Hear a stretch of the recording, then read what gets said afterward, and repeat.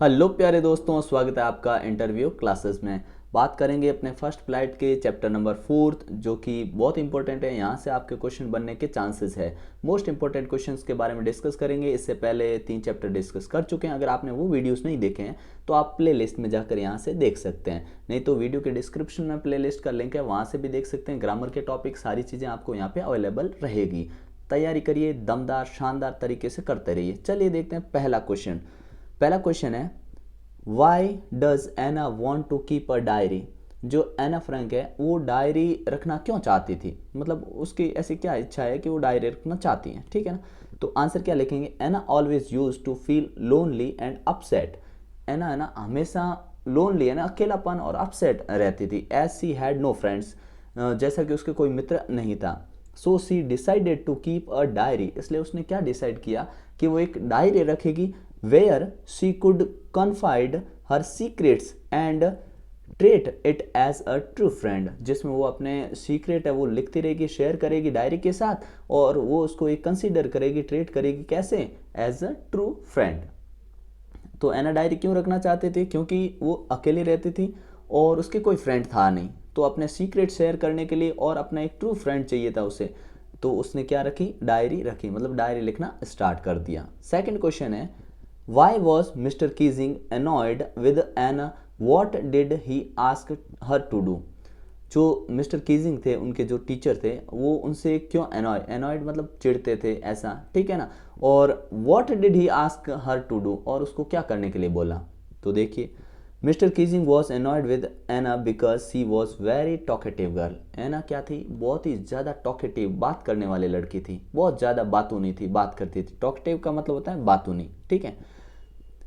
He often punished her by assigning her extra homework to write essays on topics. तो mister Keesing क्या करते, उसको punishment के लिए क्या करते कि उसको असाइन कर देते, काम दे देते, एक्स्ट्रा होमवर्क दे देते, जो सब बच्चों को मिलता है उससे एक्स्ट्रा, और वो भी क्या, ऐसे लिखने के लिए दे देते कुछ टॉपिक्स पे, ठीक है ना। That were related to her nature to keep her silent, और वो भी किसके आधार पे देते हैं कि वो जो ज़्यादा बात करती है ना, उसके बेस पे दे देते हैं क्या, nature to keep her silent, उसको चुप रहने के लिए एसेज दे देते हैं, एक्स्ट्रा होमवर्क दे देते हैं। लेकिन वो तो बहुत ही ज़्यादा अच्छे ढंग से अपने फेवर में लिख के ले आती, ठीक है ना। अगला क्वेश्चन देखिए, why does Anne think that paper has more patience than people. Most important mark कर लीजिए इस क्वेश्चन को, ठीक है ना।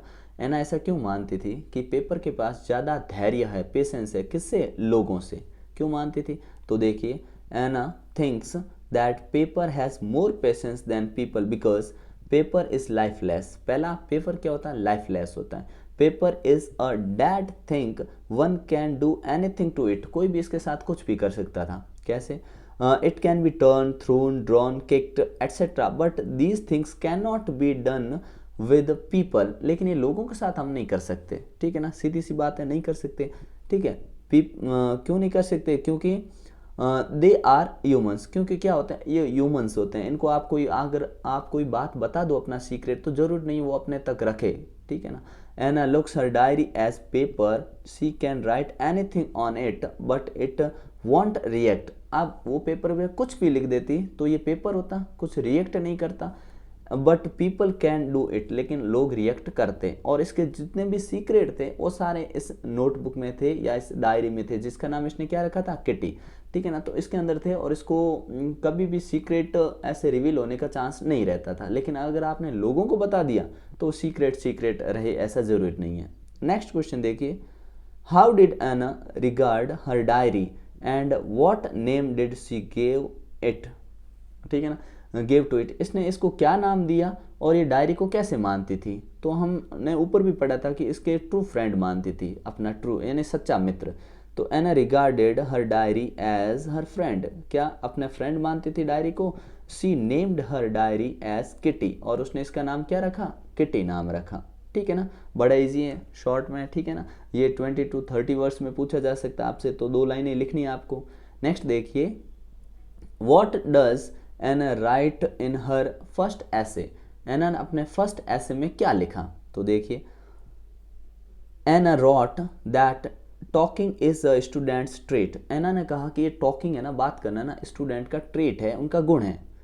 She would not keep talking under control, और जो वो बात करती तो अंडर कंट्रोल टॉकिंग नहीं कर सकती, because her mother talked a lot and she had inherited this trait from her mother. वो कहती कि उनकी माँ बहुत ज़्यादा बातें करती थी और उनको ये ट्रेट इनहेरिटेड, कहने का मतलब उनको वंशनिक क्या कहते हैं उसको, आनुवांशिक है, वंशिक है उसका मतलब, वंश परंपरा जैसे चलती आती है ना, वैसे अपनी माँ बाप से मिला है उसको, ठीक है ना। तो ऐसा कह के वो अपने ऐसे में खुद को सेटिस्फाई करवाते हैं और टीचर भी इस बात को मान जाते हैं, लेकिन टीचर इसको फिर से वर्क दे देते हैं, ऐसे दे देते हैं, ठीक है ना।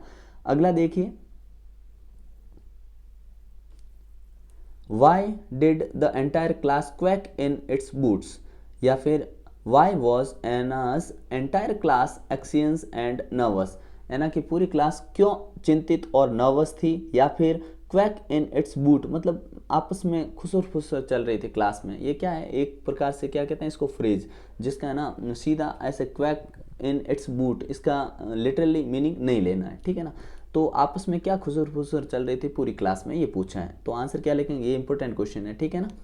The author says that the entire class quaked in its boots due to tension because of anxiety and nervousness. पूरी क्लास है ना टेंशन में थी, एग्जाइटी में थी, तो खुसर फुसर चल रही थी, क्यों, क्योंकि it was the decide to who was going to the next higher class, की आज डिसाइड होने वाला था कि कौन है जो हायर क्लास में जाएगा, and who was not going up, और कौन नहीं जाएगा। सो कहने का मतलब रिजल्ट डे था आज, ठीक है ना, आज सभी की रिजल्ट शीट दी जानी थी। So every one was in great suspense due to that, इसलिए सभी बच्चे आपस में डिस्कस कर रहे थे कि यार मैं फेल होऊंगा, मैं फर्स्ट आऊँगा, मैं तो पास हो जाऊँगा, मेरे ऐसी बातें चल रही थी। और many deserve to go up, बहुत सारे बच्चे आगे जाने वाले थे, और मैनी डिडंट डिजर्व, और बहुत सारे बच्चे थे वो पीछे रहने वाले थे, ठीक है ना, ऐसी बात है। इसके कारण क्लास में क्या था, क्वैक इन इट्स बूट्स, ठीक है ना। तो ये आंसर अच्छे से प्रिपेयर कर लेना, ये मोस्ट इंपॉर्टेंट क्वेश्चन है जो आपको बार बार पढ़ने, ताकि आपकी इनकी अच्छे से प्रैक्टिस हो जाए, और इनको आप अच्छे से अपनी नोटबुक में इनको लिख लीजिएगा, ताकि वापस आपको वीडियो पे आके देखने की जरूरत नहीं पड़े। यहाँ से आप एक बार लिख लेंगे ना तो दिक्कत नहीं रहने वाली, ये मोस्ट इंपॉर्टेंट क्वेश्चन है, ठीक है। मिलते हैं अपने नेक्स्ट पार्ट में, जिससे नेक्स्ट वाले क्वेश्चन डिस्कस करेंगे, ठीक है। तब तक के लिए जय हिंद, जय भारत।